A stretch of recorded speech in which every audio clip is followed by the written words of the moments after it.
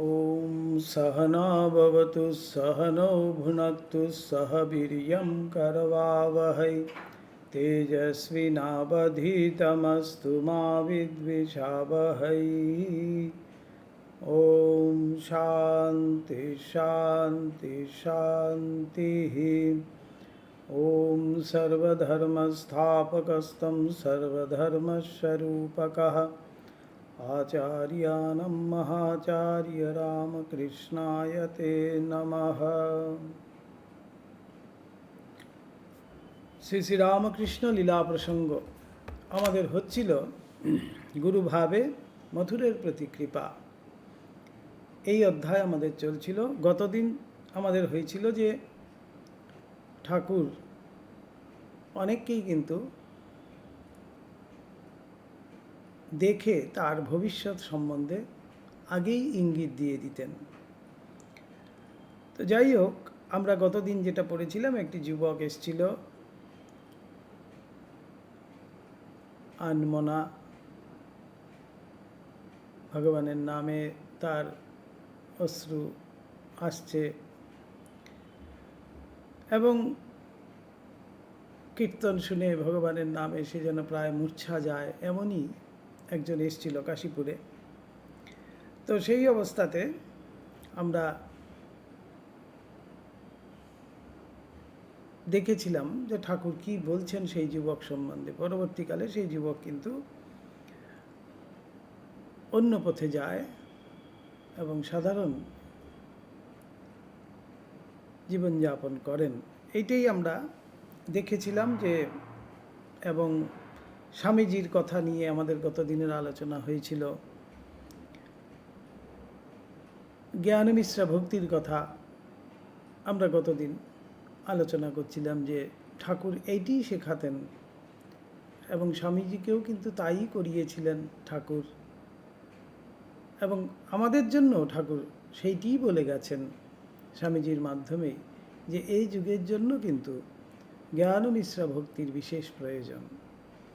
তো এই অবধি আমরা পড়েছিলাম। আজ যেটা হবে, ঠাকুরের সেই বালক স্বভাব, ঠাকুরের মথুরকে সকল বিষয় বালকের মতো খুলিয়া বলা ও মতামত লওয়া। বালকরা যেমন কিছু হলেই আশেপাশে যে থাকে তাকে বলে, ঠাকুরের মধ্যেও যেন সেই বালক ভাব দর্শিত হতো। এইটি আজকের আলোচনার বিষয়। মথুরের যেমন বাবার নিকট কোনো বিষয় গোপন ছিল না, বাবারও আবার মথুরের উপর ভাব সমাধির কাল ভিন্ন। অপর সকল সময়ে মাতার নিকট বালক যেমন সখার নিকট সখা যেমন অকপটে সকল কথা খুলিয়া বলে, পরামর্শ করে, মতামত সাদরে গ্রহণ করে ও ভালোবাসার উপর নির্ভর করে, তেমনি ভাব ছিল। পরাবিদ্যা সর্বোচ্চ সোপানে আরোহণ করিলে মানবের অবস্থা যে উন্মাদ পিশাচ বালকবৎ সাধারণ নয়নে প্রতীত হইয়া থাকে, শাস্ত্রের এ কথা আমরা পাঠককে পূর্বেই বলিয়া আছি। পরমহংস অবস্থা বলেছে, কখনো পিশাচবৎ, কখনো বালকবৎ, কখনো উন্মাদবৎ। তো ঠাকুরের মধ্যে এই বালক অবস্থা, এবার আমরা সেই বালক অবস্থার কথাই এবার আমরা আলোচনায় আসছি। তো শাস্ত্রেই বলাই আছে, কখনো পিশাচ, কখনো বালক, কখনো উন্মাদ। সেইটি শুধু তাহাই নহে, জগৎপূজ্য আচার্য শঙ্কর এ কথাও স্পষ্ট লিখিয়া গিয়াছেন যে ঐরূপ মানব অতুল রাজ বৈভব উপভোগ করিয়া বা কৌপিন মাত্রৈক সম্বল ও ভিক্ষান্নে উদরপোষণ করিয়া ইতসাধারণে যাহাকে বড় সুখের অবস্থা বা দুঃখের অবস্থা বলিয়া গণ্য করে, তাহার ভিতর থাকিয়াও কিছুতেই বিচলিত হন না, সর্বদা আত্মানন্দে আপনাতে আপনি বিভোর হইয়া থাকেন। সুখে দুঃখে সমকৃত্বা লাভালাভু জয়া জয়। স্থিতপ্রজ্ঞের কথা সেখানে গীতায় বলা হচ্ছে। এইখানে শঙ্করাচার্য যেটা বিবেক চূড়ামণিতে বলছেন, যে তারা কোনো কিছুরই কিন্তু বশে নয়। বালকের যেমন কোনো কিছুতেই আট নেই, ঠাকুর বলছেন, তেমনি এখনই একটা খেলা নিয়ে খুব ব্যস্ত সে। তার কাছে গিয়ে সেই খেলার বস্তুটি যদি আমি চাই, তখন কিছুতেই দেবে না। কিছুক্ষণ পরে দেখা গেল সেই খেলার বস্তুটি সেখানে ফেলে দিয়ে সে আবার কোথাও চলে গেছে। এই মুহূর্তের মধ্যেই যেন তার এদিক থেকে ওদিকে হয়ে যায়। তো এইটাই আমরা এই বিবেক চূড়ামণির মধ্যেও শঙ্করাচার্য কিন্তু সেটাই ইঙ্গিত দিচ্ছেন। কস্মিন মূঢ় বিদ্বান কচিদপি মহারাজ বিভবঃ কচিদ ভ্রান্ত সৌম্যঃ কচিদ জগরাচারকলিতঃ কচিদ পাত্রীভূতঃ কচিদবমতঃ কাপ্যবিদিতশ্চরত্যেব্যম প্রাজ্ঞঃ সতত পরমানন্দ সুখীতঃ। বলছে সতত পরমানন্দেই থাকেন। তো এইখানে দেখুন একটি খুব সুন্দর কথা। শঙ্করাচার্য পর্যন্ত শাস্ত্রের কথাই কিন্তু এখানে বলা হচ্ছে বিবেক চূড়ামণিতে, তাই তিনিও সেটি লিখছেন। অর্থাৎ মুক্ত ব্যক্তি কখনো মূঢ়ের ন্যায়, একে দেখলে মনে হবে যেন একেবারে কিছুই জানে না, মূঢ়। আবার কখনো পণ্ডিতের ন্যায়, মহাপণ্ডিতের মতো যেন মনে হবে তাকে দেখে, পণ্ডিতের ন্যায়। আবার কখনো বা রাজবৎ বিভবশালী হইয়া বিচরণ করেন, কখনো রাজার মতো সে, তার চাল চলনে মনে হবে সে একেবারে রাজাধিরাজ। তাহাকে কখনো পাগলের ন্যায়, উন্মাদবৎ। আবার কখনো ধীর স্থির বুদ্ধিমানের ন্যায় বলিয়া মনে হয়। কোনো কিছুতেই তার যেন আঁট নেই। আবার কখনো বা তাহাকে নিত্য আবশ্যকীয় আহার্য প্রবৃত্তির জন্য যাঞ্চারহিত হইয়া অজগর, অজগর যেমন এক জায়গাতেই পড়ে থাকে, তার সামনে যদি কিছু আসে তখন সে সেটাকে গ্রহণ করে, অজগরের ন্যায় অবস্থান করিতে দেখা যায়। তিনি কোথাও বা বহুমান প্রাপ্ত হন, আবার কোথাও বা অপমানিত হন, আবার কোথাও বা একেবারে অপরিচিতভাবে থাকেন। এইরূপে সকল অবস্থায় তিনি পরমানন্দে বিভোর ও অবিচলিত থাকেন।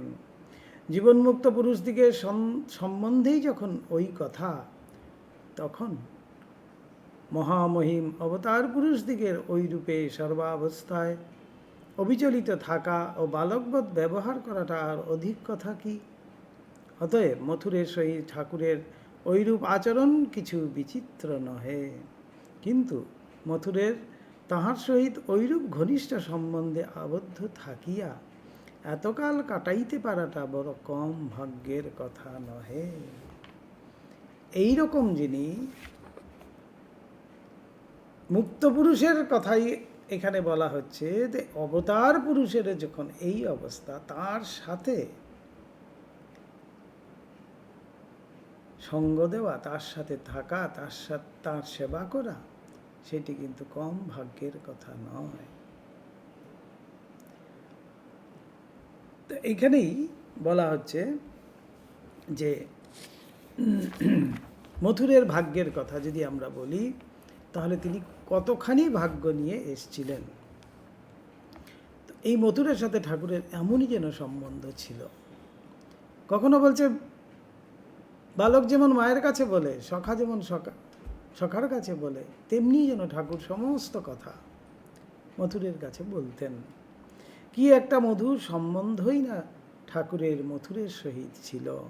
সাধনকালে এবং পরেও কখনো কোনো জিনিসের আবশ্যক হইলে অমনি তাহা মথুরকে বলা ছিল, মথুরকে বলতেন তিনি। সমাধিকালে বা অন্য সময়ে যাহা কিছু দর্শনাদি ও ভাব উপস্থিত হইত, তাহা মথুরকে বলিয়া, এটা কেন হলো বলো দেখি, ওটা তোমার মনে কি হয় বলো দেখি, ইত্যাদি জিজ্ঞাসা করা ছিল। তাহার পয়সায় যাহাতে সৎ ব্যয় হয়, তাহার পয়সার যাতে সৎ ব্যয় হয়, দেবসেবার পয়সাতে যাহাতে যথার্থ দেবসেবা হইয়া অতিথি কাঙ্গাল সাধুসন্ত প্রভৃতি পালিত হয় ও তাহার পুণ্য সঞ্চয় হইয়া কল্যাণ হয়, সে বিষয়ে ঠাকুরের লক্ষ্য থাকিত। এইরূপ সকল বিষয়ে কত কথাই না আমরা শুনিয়াছি। পুণ্যবতী রানী রাসমণি ও মথুরের শরীর যাইবার অনেক পরে যখন আমরা সকলে ঠাকুরের নিকট গিয়াছি, তখনও ঠাকুরের মধ্যে মধ্যে ওই ভাবের পরিচয় আমরা পাইয়াছি। পরবর্তীকালেও মথুর তখন বর্তমানেও নেই, রানী রাসমণিও তখন নেই, কিন্তু ঠাকুর সবসময় লক্ষ্য রাখছেন যে এই রানীর পয়সা যেন সৎ ব্যবহার হয়। তিনি যে উদ্দেশ্যে এই পয়সা ব্যবহার করেছেন সেই উদ্দেশ্য যাতে সফল হয় সেদিকে কিন্তু ঠাকুরের সবসময় লক্ষ্য থাকত। এখানে খুব সুন্দর ঘটনা, আমরা অনেকেই জানি সেই ঘটনা, আবার সেই ঘটনার কথা বলা হচ্ছে। মথুরের আমল হইতে বন্দোবস্ত ছিল মা কালী ও রাধা গোবিন্দের ভোগ রাগাদির পর বড় থালে করিয়া এক থাল প্রসাদী অন্নব্যঞ্জন ও এক থাল ফল মূল মিষ্টান্নাদি ঠাকুরের ঘরে নিত্য আসিবে ও ঠাকুর নিজে ও তাহার নিকট যাহারা উপস্থিত থাকিবেন তাহারা প্রসাদ পাইবেন। ঠাকুরের ঘরের জন্য বরাদ্দ ছিল, মথুরই ব্যবস্থা করে গেছিলেন। তদ্ভিন্ন বিশেষ বিশেষ পর্বদিনে মা কালী ও রাধা গোবিন্দজিকে যে বিশেষ ভোগ রাগাদি দেওয়া হইত, তাহারও কিয়দংশ ওইরূপে ঠাকুরের নিকট পৌঁছাইয়া দেওয়া হইত। বর্ষাকাল, আজ ফলহারিণী পূজার দিন, আর কিছুদিন পরেই ফলহারিণী কিন্তু কালী পূজা।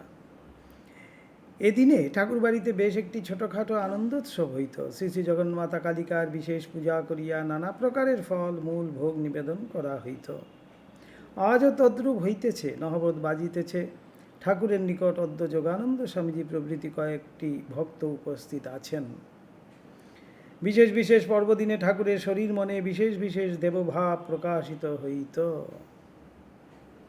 বিশেষ বিশেষ দিনে ঠাকুরের মধ্যে কিন্তু দেবভাব বিশেষভাবে প্রকাশিত দেখা যেত। বৈষ্ণবদিগের পর্বদিনে বৈষ্ণব ভাব এবং শাক্তদিগের পর্বদিনে শক্তি সম্বন্ধীয় ভাবসমূহ প্রকাশিত হইত। আলাদা আলাদা ভাব আবার। তো আগেই যেটা আমাদের ছিল, এই ঠাকুরের এই ভাবের সাথে শ্রী রাধিকার ভাবের মিল কোথায় এখানে দেওয়া আছে দেখুন। অষ্টসাত্ত্বিক ভাব যেটাকে বলা হচ্ছে।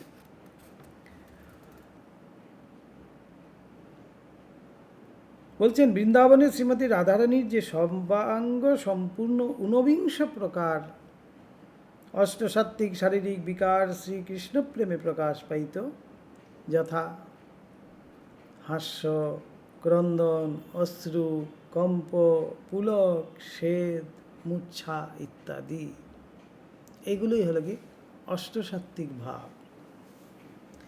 এগুলো যদি আমাদের, এগুলো কিন্তু দুঃখেতে খুব আসে, বিষয় আসের জন্য এইসব অষ্টসাত্ত্বিক ভাব কিন্তু আমাদের মধ্যে খুব আসে। বৃত্তলাভ হলেই বিশাল হাস্য, বৃত্তের যখন বিয়োগ হয় তখনই খুব ক্রন্দন, আবার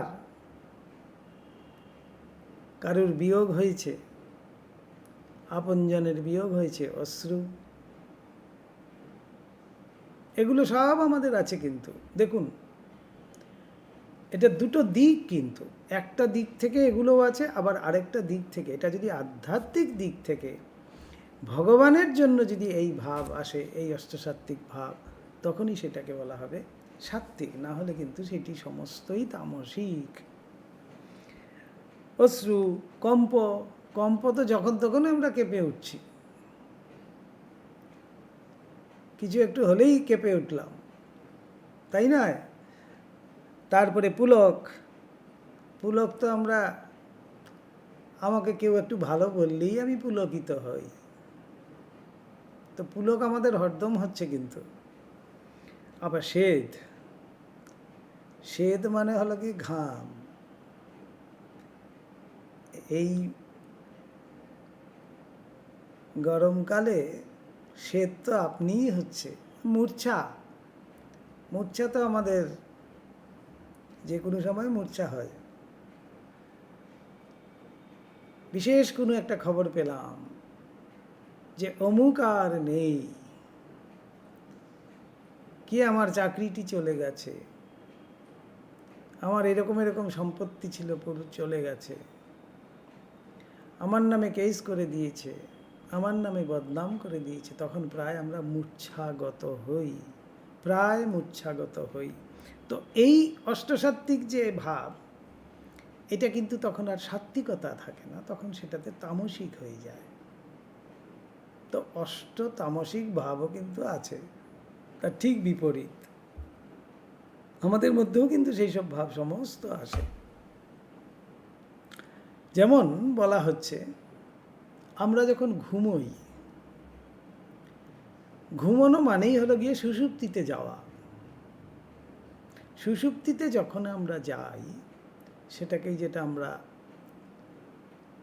ইংরেজিতে বলা হচ্ছে ডিপ স্লিপ।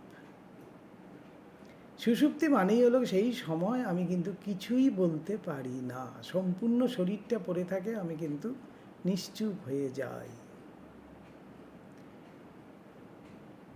আর সমাধি অবস্থায়, নির্বিকল্প সমাধিতেও কিন্তু সেই সুষুপ্তিতেই যাওয়া হয়, কিন্তু সেটা সাত্ত্বিকভাবে সুষুপ্তিতে আমি নিজের চেষ্টা করে তারপরে আমি কিন্তু সেই সুষুপ্তিতে পৌঁছানোর চেষ্টা করি। তো সেই সুষুপ্তির থেকে ফিরে আসলে শুধুমাত্র জ্ঞান। আর এই সুষুপ্তিতে আমরা প্রতিদিনই কিছুক্ষণের জন্য হয়তো সুষুপ্তিতে যাচ্ছি, কিন্তু সেখান থেকে ফিরে আসলে পরে কোনো জ্ঞানই থাকছে না, কোনো স্মৃতিই থাকছে না যে আমি সুষুপ্তিতে গেছিলাম। এতটুকু আমি বুঝতে পারি যে বাহ, ভালো ঘুম হয়েছে, খুব ফ্রেশ লাগছে নিজেকে। তো ঠিক সেই রকমই এই বিপরীত দুটোই কিন্তু আছে, এই অষ্টসাত্ত্বিক, অষ্টতামসিক। অষ্টসাত্ত্বিকের ঠিক উল্টোটা কিন্তু তামসিক হয়ে যেতে। এবং এইভাবে যদি আমরা দেখি, তাহলে কিন্তু আমরা কিন্তু তাহলে বলতে পারি যে অষ্টসাত্ত্বিক ভাব আমার মধ্যেও হচ্ছে, তা কিন্তু নয়। সেটা শুধুমাত্র ভগবানের জন্য যদি এই অষ্টসাত্ত্বিক ভাব আমার মধ্যে আসে, তাহলেই বোঝা যাবে সেইটি সত্যিকারেরই সাত্ত্বিক প্রকাশ বা সাত্ত্বিক লক্ষণ। বৈষ্ণব শাস্ত্রে এটাকেই বলা হচ্ছে মধুর ভাব। মধুর ভাবের পরাকাশটাকেই মহাভাব বলে। মধুর ভাবের এই সমস্ত ভাবের পরাকাষ্ঠা, অর্থাৎ পরিপূর্ণতা যেখানে, সেখানেই যখন হবে তখনই সেটা মহাভাবে পরিণত হয়। ওই মহাভাবেই ঊনবিংশ প্রকার শারীরিক বিকার হয়। 19 প্রকার শারীরিক বিকার হয়, আবার ঈশ্বর প্রেমে আসিয়া উপস্থিত হয়। উহা জীবের সর্বাঙ্গীন হওয়া অসম্ভব বলিয়া কথিত আছে। সাধারণ জীবের সেইটা কিন্তু কখনোই আসতে পারে না। তো এই ভাবের কথাই কিন্তু এবার বলা হচ্ছে। ঠাকুরের মধ্যে এই ভাবের সবগুলোই কিন্তু দেখা গেছে। তো কি একটা মধুর সম্বন্ধই যে মধুরের সাথে ছিল, এটা নিয়েই কথা হচ্ছে। ঠাকুর এইটা কেন দেখলাম, ওটা কেন হলো, ইত্যাদি এসব মধুরের সাথে মধুরের মতামত তিনি নিতেন। তারপরে এবং তিনি সবসময় লক্ষ্য রাখতেন যে মধুরের এই পয়সা যাতে সৎ ব্যয় হয়, দেবসেবার পরেও যাতে সাধু সন্ত, কাঙাল, দরিদ্র যারা আছে তাদের সেবায় যাতে সেইটি লাগে। এইটারই একটি ঘটনা আমরা দেখতে পাই সেই ফলহারিণী কালী পূজার দিন। যোগানন্দজিও সেখানে আছে, অন্যান্য আরও ভক্তরা সেখানে আছেন। তো ঠাকুরের মধ্যে সেই দিনের কিছু ভাব প্রকাশিত হচ্ছে। যেহেতু শক্তির আরাধনা সেই দিন, সেই জন্য শক্তি বিশেষের ভাব সেখানে ঠাকুরের মধ্যে দেখা যাচ্ছে। শাক্তদিগের পর্বদিনে শক্তি সম্বন্ধীয় এবং বৈষ্ণব দিগের পর্বদিনে বৈষ্ণব সম্বন্ধীয় আসত, বৈষ্ণব ভাব কিছু ঠাকুরের মধ্যে দেখা যেত। যথা শ্রী শ্রী দুর্গাপূজার সময়, বিশেষত ওই পূজার সন্ধিক্ষণে বিশেষ অঙ্গ। দুর্গাপূজার সন্ধি পূজাকে বলা হচ্ছে দুর্গাপূজার বিশেষ অঙ্গ। সন্ধি পূজাটা যাতে ঠিক করে করা হয় সবসময় কিন্তু সেখানে সবাই লক্ষ্য রাখে যারা দুর্গাপূজা করেন। দুর্গাপূজা সন্ধিক্ষণে অথবা কালী পূজা আদি কালে ঠাকুর শ্রী শ্রী জগদম্বার ভাবে আবিষ্ট, নিস্পন্দ ও কখনো কখনো বরা ভয়কর পর্যন্ত হইয়া যাইতেন। বর আর অভয় মুদ্রায় ঠাকুর যেন বসে থাকতেন। জন্মাষ্টমী প্রভৃতি পর্বদিনে শ্রীকৃষ্ণ ও শ্রীমতীর ভাবে আরূঢ় হওয়ায় কম্পপুলকাদি অষ্টসাত্ত্বিক লক্ষণ তাঁহার শরীরে দেখা যাইত। এইরূপ কালী পূজার সময় তিনি বরাভয় রূপে বসে আছেন অর্ধবাহ্য দশায়। আবার জন্মাষ্টমী দিবসে তার মধ্যে সেই অষ্টসাত্ত্বিক ভাবের কিছু কিছু দেখা যেত, যেমন কম্প পুলকাদি। আবার ওই ভাবাবেশ এত সহজে স্বাভাবিকভাবে আসিয়া উপস্থিত হইত যে উহা যে কোনরূপ বিশেষ চেষ্টার ফলে হইতেছে একথা আদৌ মনে হইত না। ঠাকুর যে নিজে খুব তার জন্য প্রয়াস করছেন সেটা কিন্তু কখনো দেখা যেত না, অটোমেটিক্যালি যেন আসতো। কম্পাসে যেদিকেই রাখুন না কেন, কম্পাস তার ঠিক নিজের মতো করে কিন্তু তার দিক নির্ণয় করবে। বরং এমন দেখা গিয়াছে ঐরূপ পর্বদিনে ঠাকুর আমাদের সহিত অন্য নানা প্রসঙ্গে কথায় খুব মাতিয়াছেন। ওই দিনে ঈশ্বরের যে বিশেষ লীলা প্রকাশ হইয়াছিল সে কথা ভুলিয়াই গিয়াছেন।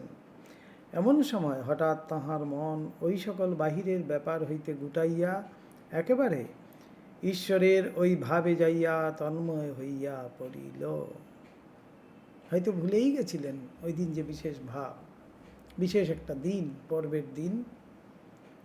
কথা বলছেন প্রসঙ্গক্রমে, হঠাৎ তিনি সমস্ত যেন গুটিয়ে একেবারে ভাব সমুদ্রে মগ্ন হলেন। কে যেন জোর করিয়া ঐরূপ করাইয়া দিল। কলিকাতায় শ্যামপুকুরে অবস্থানকালে আমরা ঐরূপ দৃষ্টান্ত অনেক দেখিয়াছি। ডাক্তার মহেন্দ্রলাল সরকার প্রমুখ এক ঘোর লোকের সহিত কথা কহিতে কহিতে শ্রী শ্রী দুর্গাপূজা সন্ধিক্ষণে হঠাৎ ঠাকুরের ঐরূপ ভাবাবেশ হইল। তখনকার সেই হাস্যোচ্ছটায় বিকশিত জ্যোতিপূর্ণ তাঁহার মুখমণ্ডল ও তাঁহার পূর্বক্ষরের অসুস্থতা নিবন্ধন কালিমা প্রাপ্ত বদন দেখিয়া কে বলিবে যে ইনি সেই লোক? মুহূর্তের মধ্যে তাঁর সম্পূর্ণ চেহারাই যেন অন্যরকম হয়ে গেল।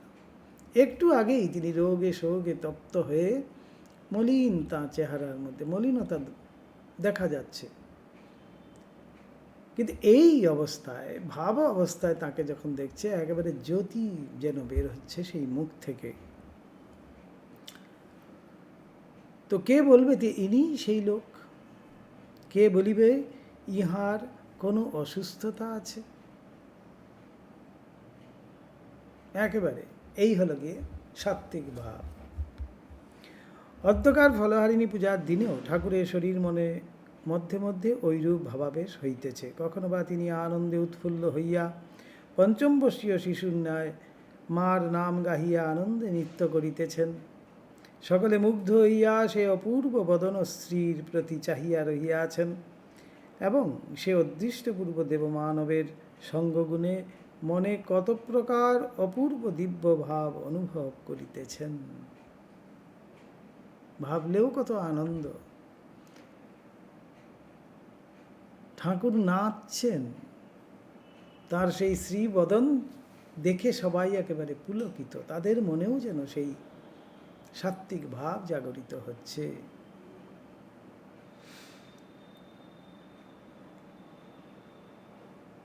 মার পূজা সাঙ্গ হইতে প্রায় রাত্রি শেষ হইল। একটু বিশ্রাম করিতে না করিতেই প্রভাত। বেলা প্রায় ৮টা-৯টার সময় ঠাকুর দেখিলেন যে তাহার ঘরে যে প্রসাদী ফলমূলাদি পাঠাইবার বন্দোবস্ত আছে তাহা তখনও পৌঁছায় নাই। ভট্টাচার্য বামুন তো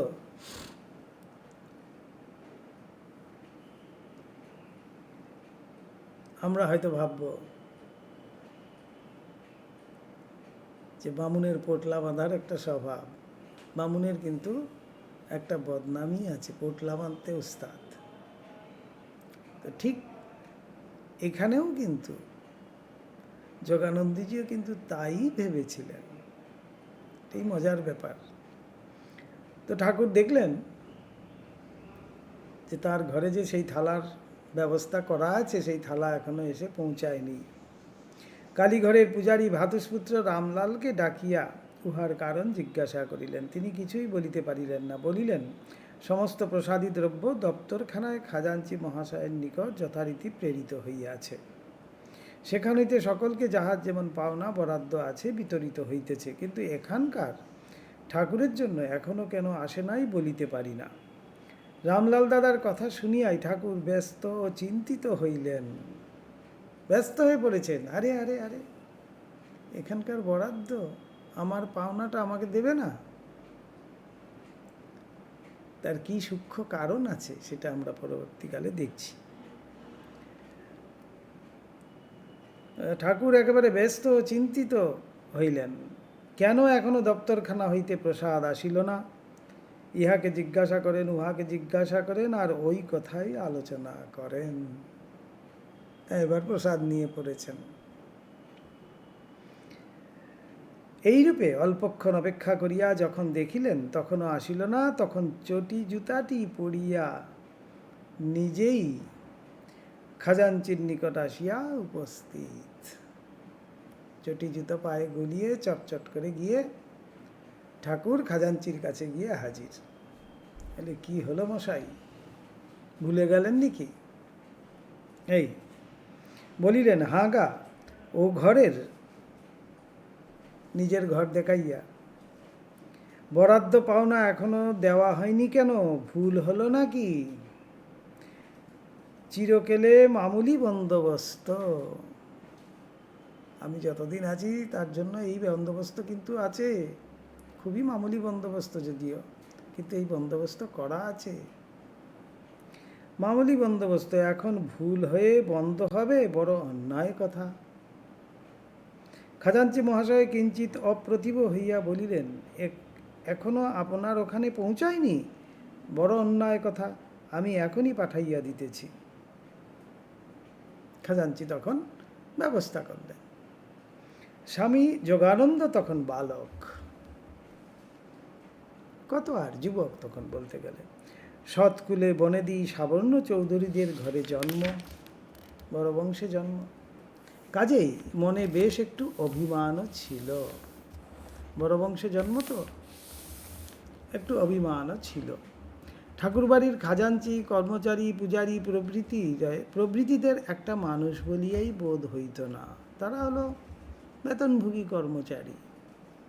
তবে ঠাকুরের ভালোবাসায় ও অহেতুক কৃপায় তাঁহার শ্রীপদে মাথা বিক্রয় করিয়া ফেলিয়াছেন, এবং রাসমণির বাগানের এক প্রকার পার্শ্বেই তাহাদের বাড়ি বলিলেও চলে। কাজেই ঠাকুরের নিকট নিত্য যাওয়া আসার বেশ সুবিধা। আর না যাইয়াই বা করেন কি? ঠাকুরের অদ্ভুত আকর্ষণ যে জোর করিয়া নিয়মিত সময়ে টানিয়া লইয়া যায়। কিন্তু ঠাকুরকে মানেন বলিয়া কি আর ঠাকুরবাড়ির লোকেদের সঙ্গে প্রীতির সহিত আলাপ করা চলে? না। অতএব প্রসাদী ফলমূলাদি কেন আসিল না বলিয়া ঠাকুর ব্যস্ত হইলে তিনি বলিয়াই ফেলিলেন, তা নাই বা এলো মশাই, ভারী তো জিনিস, আপনার তো ও সকল পেটে হয় না। তাহলে আপনি এত ব্যস্ত হচ্ছেন কেন? ওই সামান্য জিনিসের জন্য আপনি নিজে গিয়ে হাজির হচ্ছেন। এটা যোগানন্দজি ঠিক ভালো চোখে নিতে পারলেন না। ওর কিছুই তো খান না, তখন নাই বা দিলে। আবার ঠাকুর যখন তাহার ঐরূপ কথায় কিছুমাত্র কর্ণপাত না করিয়া অল্পক্ষণ পরেই নিজে খাজাঞ্চিকে ওই বিষয়ের কারণ জিজ্ঞাসা করিতে যাইলেন, তখন যোগীন ভাবিতে লাগিলেন, কি আশ্চর্য। তখন যোগীন মহারাজ সিদ্ধান্তে আসছেন। ইনি আজ সামান্য ফল মূল মিষ্টান্নের জন্য এত ব্যস্ত হয়ে উঠলেন কেন? যাকে কিছুতে বিচলিত হতে দেখিনি, তার আজ এ ভাব কেন? এ তো একেবারে বিপরীত। যার নিজের কাপড়েরই ঠিক নাই, কাপড়টাই ঠিক করে পরতে পারেন না, তিনি এই সামান্য ফলমূলের জন্য এত ব্যস্ত হয়েছেন কেন? আগে তো কখনো এরকম দেখিনি। ভাবিয়া চিন্তিয়া বিশেষ কোনোই কারণ না খুঁজিয়া পাইয়া শেষে সিদ্ধান্ত করিলেন, বুঝিয়াছি। বামুন ঠাকুর তাই, ছাঁদা বানতে উস্তাদ। তাই বুঝিয়াছি, ঠাকুরই হন আর যত বড় লোকই হন, আকরে টানে আর কি। বংশানুক্রমে চালকলা বাঁধা পূজারী ব্রাহ্মণের ঘরে জন্ম নিয়েছেন, সে বংশের গুণ একটু না একটু থাকবে তো, তাই আর কি। বড় বড় বিষয়ে ব্যস্ত হন না, কিন্তু এ সামান্য বিষয়ের জন্য ব্যস্ত হয়ে উঠেছেন। তা নহিলে নিজে এসব খাবেন না, নিজের কোনো দরকারই লাগবে না, তবু তার জন্য এত ভাবনা কেন? বংশানুগত অভ্যাস, পোটলা বাঁধা অভ্যাস। পুজো করতে যায়, গিয়ে সেই গামছাটার মধ্যেই একটু চাল ভুজিগুলো সমস্ত বেঁধে টেঁধে সুন্দর করে নিয়ে আসে। এইটা নিয়ে না আসলে যেন তাদের ঠিক হয় না, এইটা একটা আছেই, কিন্তু যতই চলে যাক। তো যোগানন্দজিও তাই ভাবছেন যে ঠাকুরেরও বোধহয় ওই যত বড়ই হন না কেন, ঠাকুরই হন আর যাই হন, বংশের একটা তো টান, আকরের টান, বলছে বংশানুগত অভ্যাস। যোগীন বা যোগানন্দ স্বামীজি এইরূপ সিদ্ধান্ত করিয়া বসিয়া আছেন। এমন সময় ঠাকুর ফিরিয়া আসিলেন এবং তাহাকে লক্ষ্য করিয়া বলিতে লাগিলেন, ঠাকুর তো সব জানেন, অন্তর্যামী। ঠাকুর বুঝে গেছেন যোগানন্দজি কি বসে বসে ভাবছেন। ঠাকুর এইবার কারণ দর্শাবেন। কি জানিস, রাসমণি দেবতার ভোগ হয়ে সাধু সন্ত ভক্ত লোকে প্রসাদ পাবে বলে এতটা বিষয় দিয়ে গেছে। এখানে যা প্রসাদী জিনিস আসে সেসব ভক্তেরাই খায়। ঈশ্বরকে জানবে বলে যারা সব এখানে আসে তারাই খায়। এতে রাসমণির যে জন্য দেওয়া তা সার্থক হয়। অর্থাৎ ঠাকুরের কাছে যারা আসছে তারা সবাই ঈশ্বর প্রেমী এবং ভগবৎ সন্দিগ্ধ। সেই জন্যই যেন তারা যদি এই প্রসাদ গ্রহণ করে, তাহলে রাসমণি যে উদ্দেশ্যে সেই ব্যয় করেছিলেন সেইটি যেন সার্থক হয়। কিন্তু তারপর ওরা, ঠাকুরবাড়ির বামুনেরা যা সব নিয়ে যায় তার কি ওরূপ ব্যবহার হয়? না। তারা কি করে? চাল বেচে পয়সা করে, কারু কারু আবার বেশ্যা আছে, ওই সব নিয়ে গিয়ে তাদের খাওয়ায়, এই সব করে। রাসমণির যে জন্য দান তার কিছু অন্তত সার্থক হবে বলে এত করে ঝগড়া করি।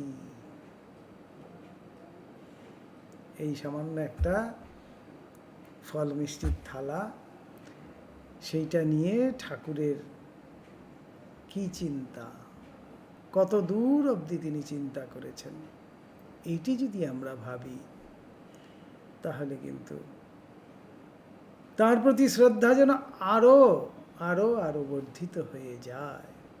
এই ছিল তার লক্ষ্য। অর্থাৎ জানি রাসমণি যে যেই উদ্দেশ্যে সেই পয়সা ব্যয় করেছেন সেটা কিছুটা হলেও যাতে সৎ কাজে ব্যয় হয়, তার জন্য ঠাকুরের এই প্রয়াস। তাই বলছেন, তাই আমি ঝগড়া করি, যোগিন স্বামীজি শুনিয়া অবাক, ঠাকুরের এ কাজেরও এত গূঢ় অর্থ।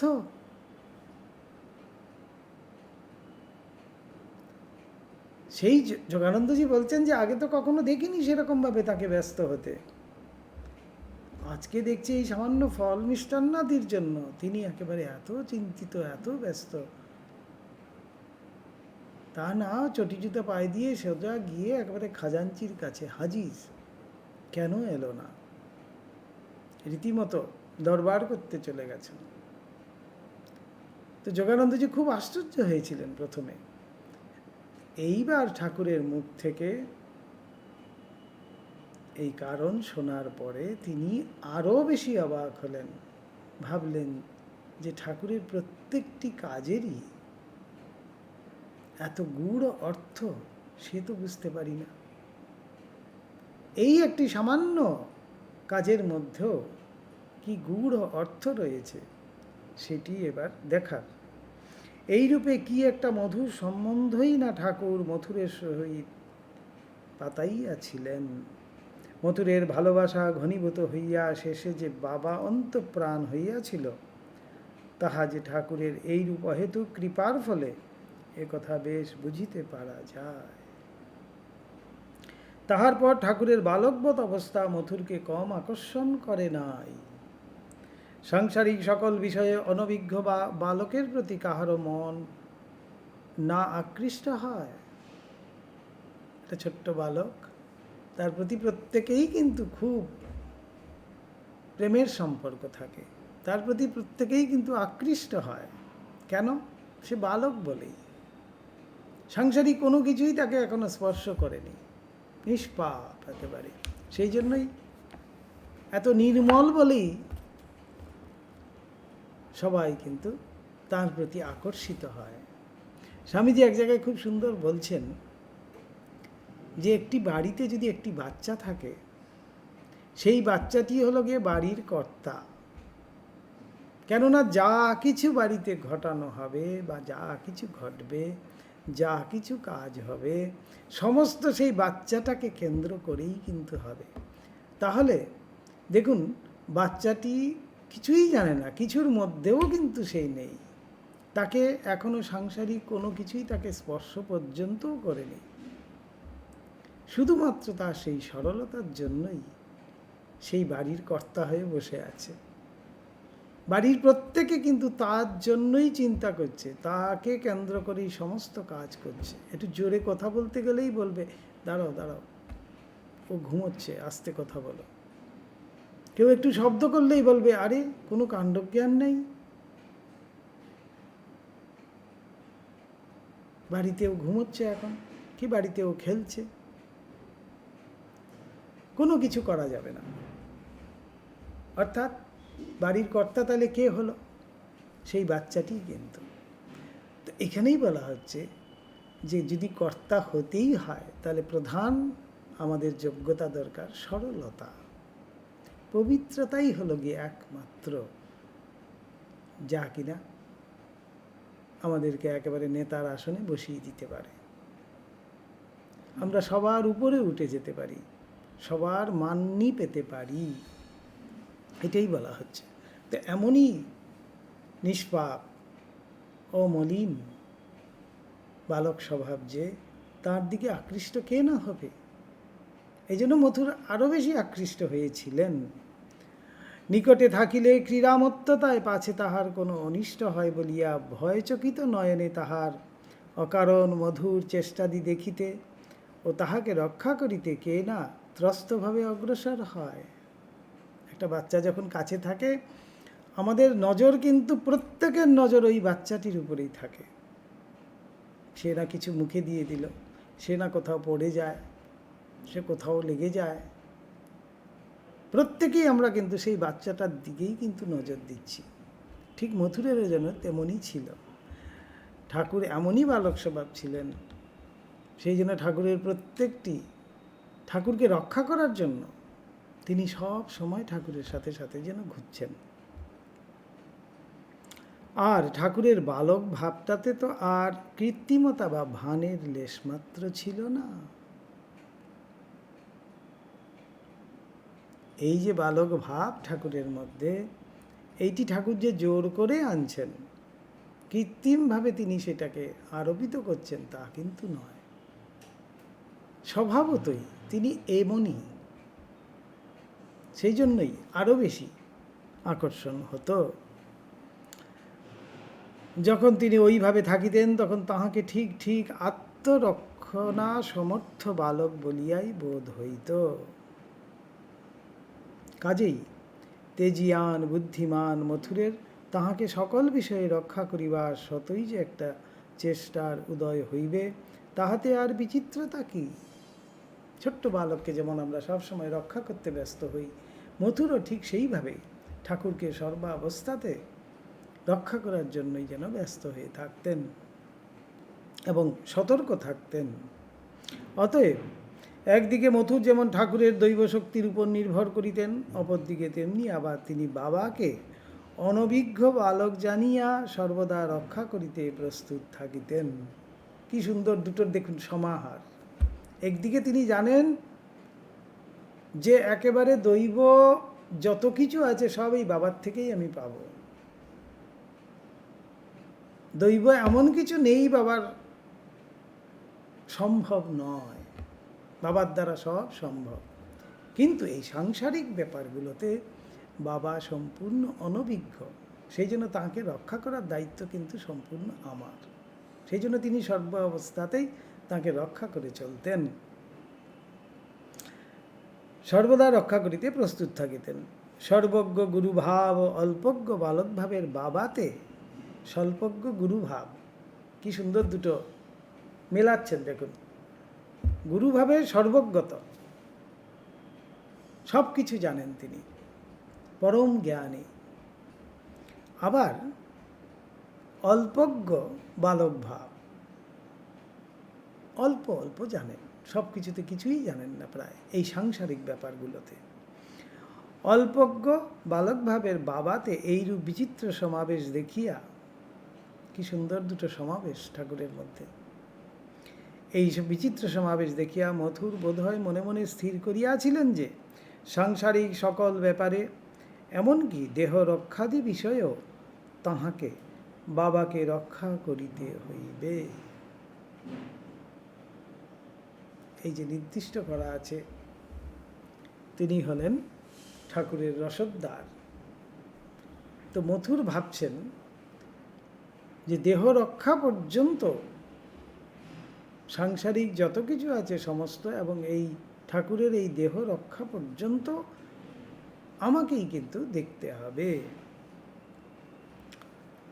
আর মানবচক্ষু ও শক্তির অন্তরালে অবস্থিত সূক্ষ্ম পারমার্থিক ব্যাপারে বাবাই তাহাকে রক্ষা করিবেন।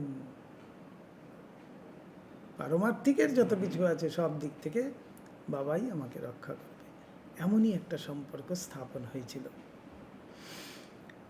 অতএব একই কালে দেব ও মানব, সর্বজ্ঞ ও অল্পজ্ঞ, মহাজটিল বিপরীত ভাব সমষ্টির অপরূপ সম্মিলন ভূমি এ অদ্ভুত বাবার প্রতি মথুরের ভালোবাসাটাও যে একটা জটিল ভাব ধারণ করিয়াছিল, একথা আমরা বেশ বুঝিতে পারি।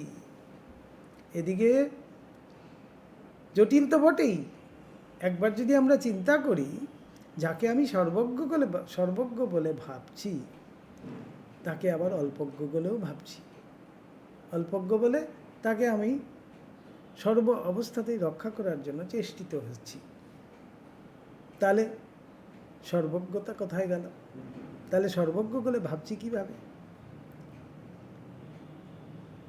এইখানেই যদি দেখি তাহলে এটা অত্যন্ত জটিল। ভাবমুখে অবস্থিত বরাভয়কর বাবা মথুরের উপাস্য হইলেও বালক ভাবাবিষ্ট সরলতা ও নির্ভরের ঘনমূর্তি সেই বাবাকেই আবার সময়ে সময়ে মথুরকে নানা কথায় ভুলাইতে ও বুঝাইতে হইত। তিনিই সেই সর্বশক্তিমান ঈশ্বরের স্বরূপ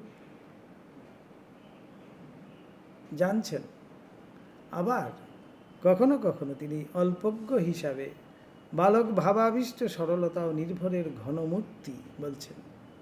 বালক স্বভাব বিশিষ্ট সরলতা ও নির্ভরের ঘনমূর্তি। তো মথুরকে কিন্তু সেইভাবেই বালককে যেমন বুঝিয়ে ভুলিয়ে করাতে হয়, মথুরও কিন্তু ঠাকুরকে ঠিক সেইভাবেই কিন্তু তিনিও ঠাকুরকে রক্ষা করতেন। বাবার জিজ্ঞাসিত বিষয় সকল বুঝাইবার উদ্ভাবনী শক্তিও মথুরের ভালোবাসায় বেশ যোগাইত। যখন ঠাকুর জিজ্ঞেস করতেন যে এটা তোমার কি মনে হয়, এটা কেন এরকম দেখলাম, মথুরও কিন্তু খুব সুন্দর ব্যাখ্যা দিতেন। অর্থাৎ তার মধ্যে সেই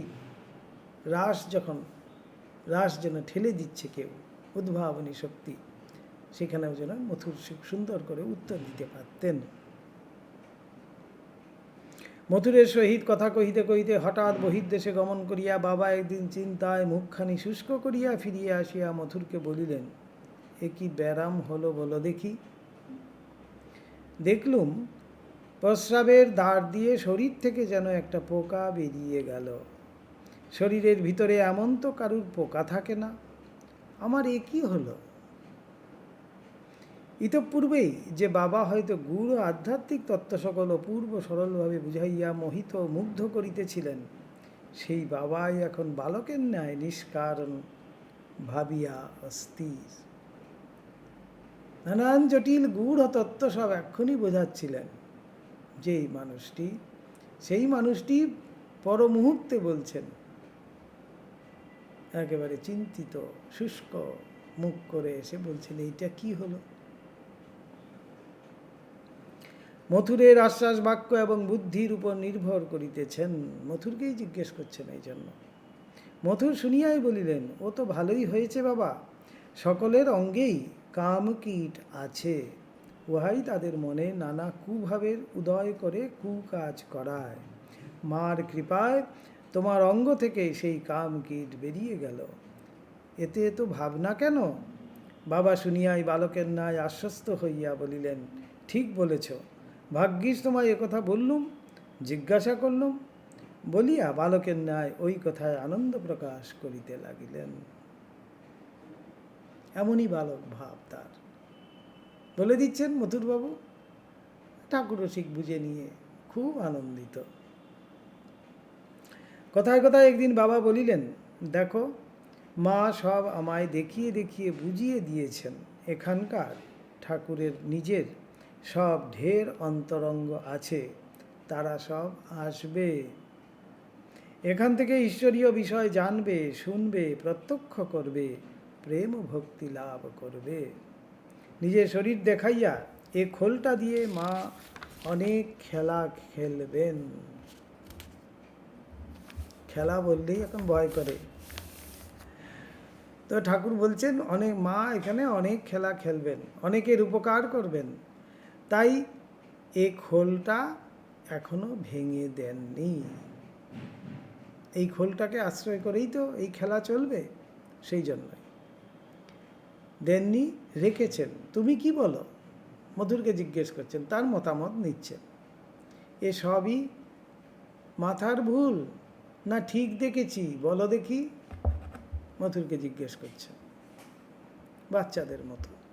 মথুর বলিলেন, মাথার ভুল কেন হবে বাবা, মা যখন তোমায় এ পর্যন্ত কোনোটাই ভুল দেখান নাই, তখন এটাই বা কেন ভুল হবে, এটাও ঠিক হবে। এখনো তারা সব দেরি করছে কেন, অন্তরঙ্গ ভক্তেরা শিগগির শিগগির আসুক না, তাদের নিয়ে আনন্দ করি। ঠাকুর যেন খুব চিন্তায় যে এত দেরি করছে কেন, সবাই আসুক। বাবাও বুঝিয়া গেলেন মা ওসব ঠিক দেখাইয়াছেন। বলিলেন, কি জানি বাপু, কবে তারা সব আসবে, মা বলেছেন, দেখিয়েছেন, মার ইচ্ছায় যা হয় হবে।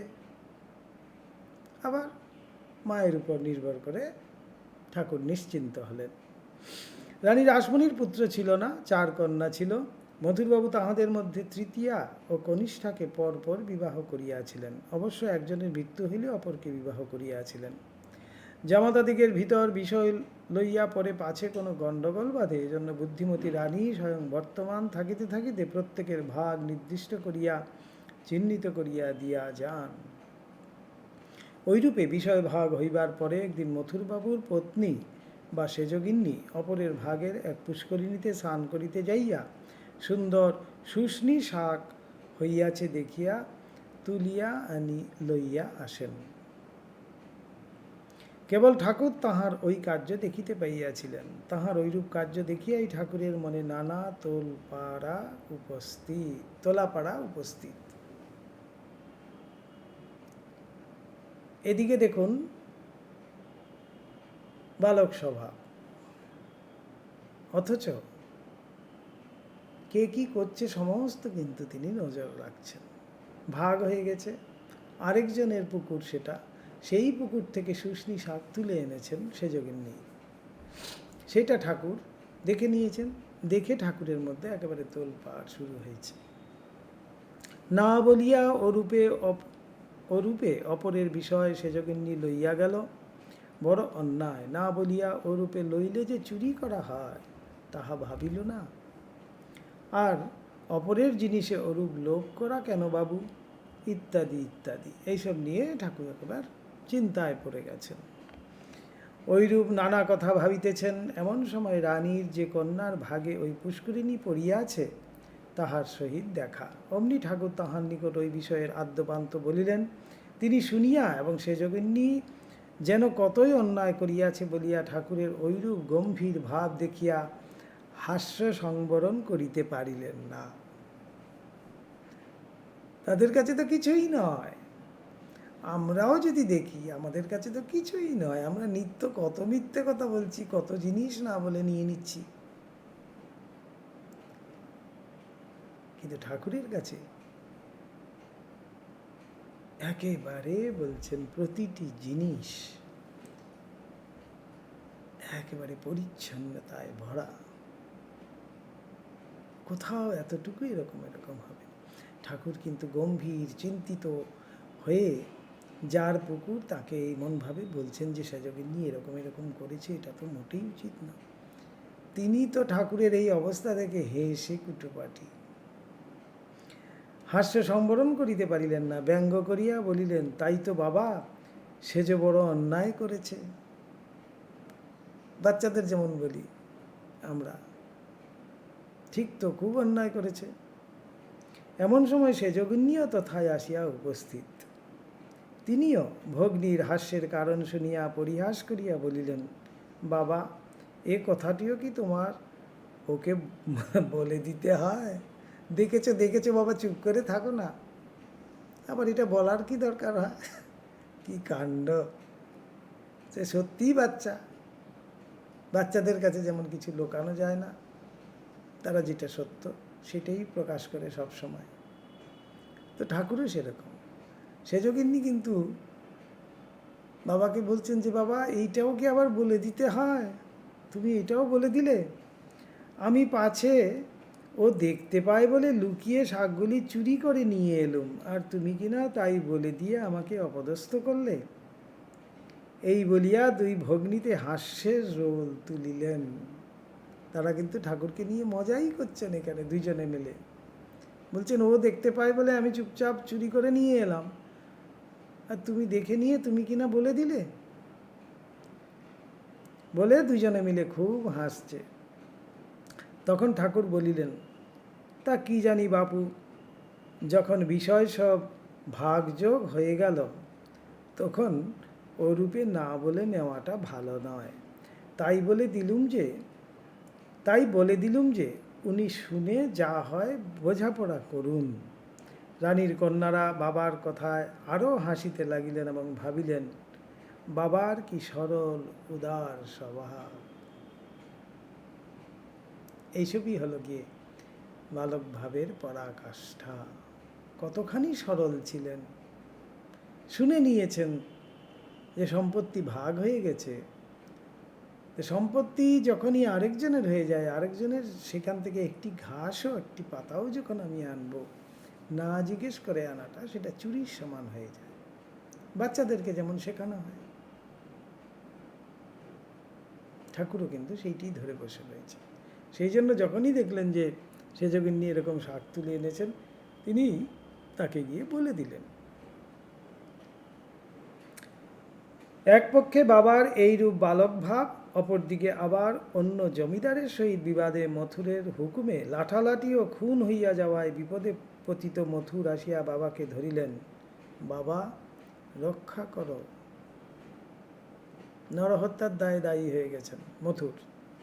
বাবা প্রথম চটিয়া মথুরকে নানা ভর্ৎসনা করিলেন, বলিলেন, তুই শালা রোজ একটা হাঙ্গামা বাঁধিয়ে এসে বলবি রক্ষা করো। আমি কি করতে পারি রে শালা? যা নিজে বুঝগে যা, আমি কি জানি। তারপর মথুরের নির্বন্ধে বলিলেন, যা, মার ইচ্ছায় যা হয় হবে।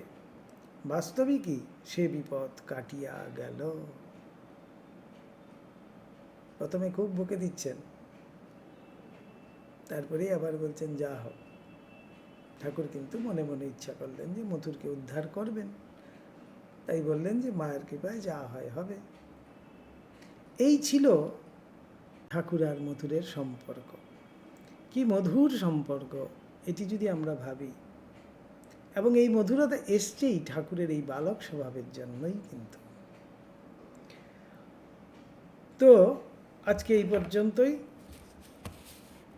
ওম নিরঞ্জনম নিত্যম অনন্তরূপম ভক্তানুকম্পাধৃতবিগ্রহং বৈ ঈশাবতারং পরমেশমিড্যম তম রামকৃষ্ণম শিরসা নমামহ। ওম শান্তি শান্তি শান্তি। হরি ওম তৎসৎ। শ্রীরামকৃষ্ণার্পণমস্তু।